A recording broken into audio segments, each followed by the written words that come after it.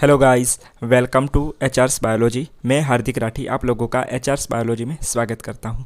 आज हम देखने वाले हैं class 12 biology chapter 1 that is reproduction in organisms.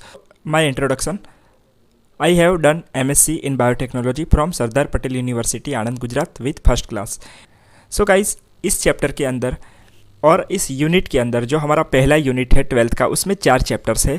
ये 4 चैप्टर्स है। चैप्टर 1 रिप्रोडक्शन इन ऑर्गेनिजम्स, सभी ऑर्गेनिजम्स के अंदर रिप्रोडक्शन कैसे होता है वो देखेंगे। चैप्टर 2 के अंदर हम देखेंगे sexual reproduction in flowering plants. So सिर्फ हम फ्लावरिंग प्लांट्स के बारे में ही बात करेंगे जिसके अंदर सेक्सुअल रिप्रोडक्शन होता है। Then chapter 3 specially for human reproduction and chapter 4 reproductive health के बारे में भी थोड़ा बहुत पढ़ेंगे। सो गाइज, हम लोग यहाँ सीधा अपनी बुक के ऊपर आते हैं। सो हमारा जो चैप्टर 1 है रिप्रोडक्शन इन ऑर्गेनिज्म, उसके अंदर 2 पार्ट्स दिए हुए हैं। So we have here 2 parts. First of all is asexual reproduction and second one is sexual reproduction. So हम इस पूरे चैप्टर के अंदर ये 2 पार्ट्स अलग अलग पढ़ने वाले हैं कि ऑर्गेनिजम्स के अंदर रिप्रोडक्शन कैसे होता है। There are 2 types. Okay, so हम एक एक करके पढ़ने वाले हैं। यहाँ पर ये जो सारा इंट्रोडक्शन है वो इंट्रोडक्शन पार्ट हम स्किप करेंगे। उसके अंदर लाइफ स्पैन के बारे में दिया गया है कि हर एक ऑर्गेनिज्म की एक अपनी लाइफ स्पैन होती है, वो कितना जिएगा कि कितना जल्दी मर जाएगा, वो हर एक ऑर्गेनिज्म का अलग अलग होता है। ठीक है, सो डेट इज़ इंट्रोडक्शन पार्ट।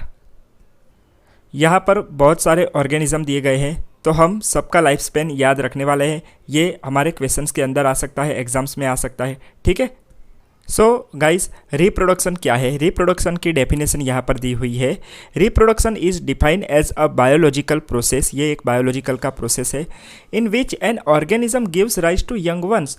सो इस प्रोसेस के अंदर क्या होता है कि कोई भी ऑर्गेनिज्म अगर रिप्रोड्यूस करता है तो वो एक अपने यंग वन को जन्म देगा या फिर उसके ऑफस्प्रिंग को वो जन्म देने वाला है। तो मतलब कि खुद के जैसा ही वो एक ऑर्गेनिज्म बना रहा है। तो रिप्रोडक्शन का सीधा मतलब ये होता है कि एक ऑर्गेनिज्म अपने जैसा ही दूसरा ऑर्गेनिज्म बना रहा है।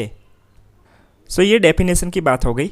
So the offspring will grow mature and in turn produce new offspring. तो यही ऑफस्प्रिंग फिर बड़ा होगा, मैच्योर होगा और ये खुद प्रोड्यूस करेगा फिर अपने नए ऑफस्प्रिंग को। सो गाइस, ये साइकिल चलती रहेगी। दस देर is a cycle of birth, growth and death. वो फिर एक दिन मर जाएगा, तो ये साइकिल चलती रहती है। So guys, reproduction enables the continuity of the species. So guys, जितने भी ऑर्गेनिजम्स है वो सारी की सारी जो स्पीसीज है उसका कंटिन्यू रखने का काम कौन करता है? रिप्रोडक्शन करता है। अगर रिप्रोडक्शन नहीं हो रहा है तो कोई भी ऑर्गेनिज्म आज की तारीख तक नहीं टिकता। ठीक है, पृथ्वी का जब भी सर्जन हुआ था, हमारा अर्थ जब फॉर्म हुआ था, तब से लेकर आज तक सारे ऑर्गेनिजम्स है। सो गाइज, इसका एक ही आंसर है कि वो क्यों है, तो कि रिप्रोडक्शन की वजह से है गाइज। ठीक है, तो रिप्रोडक्शन क्या करता है? कंटिन्यूटी इनेबल करता है। You will study letter in chapter 5। हम चैप्टर 5 के अंदर उसका जनरेशन बाय जनरेशन वो कैसे आगे बढ़ता है वो हम देखेंगे। ठीक है, फिलहाल हमको सिर्फ रिप्रोडक्शन के टाइप यहाँ पर देखने के मिलेंगे।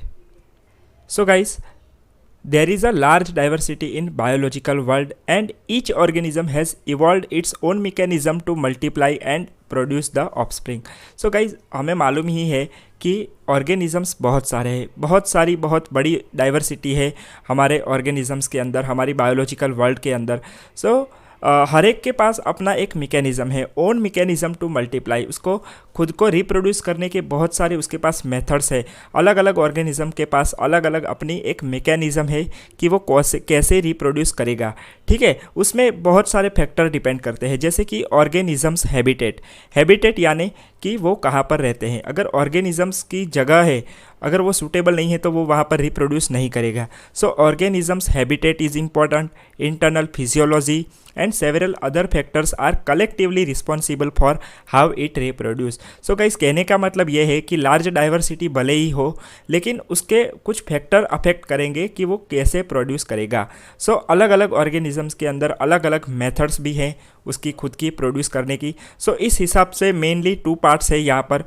देर are 2 types of reproduction, that is asexual, sexual. So हम दोनों की डेफिनेशन देखने वाले हैं कि अगर based on whether there is a participation of 1 organism और 2 in a process of reproduction, it is for 2 types. So guys, participation reproduction process में एक ऑर्गेनिज्म ही अगर पार्ट ले रहा है, वो खुद ही रिप्रोड्यूस हो रहा है, तो that is called as asexual reproduction.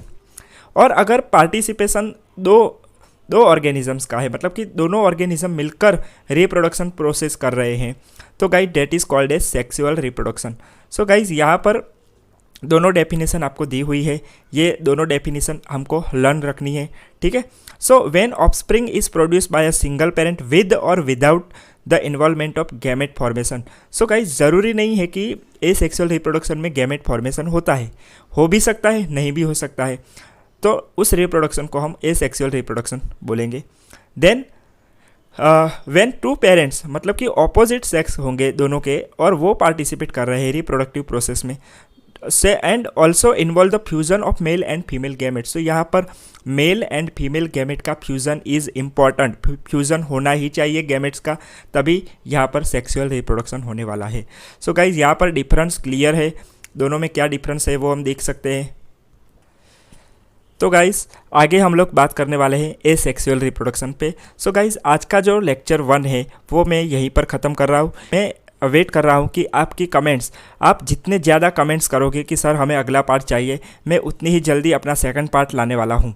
So guys video को लाइक करना, अपने फ्रेंड्स के साथ शेयर करना और कमेंट करना कि आपको आगे का पार्ट चाहिए और किस तरह से चाहिए।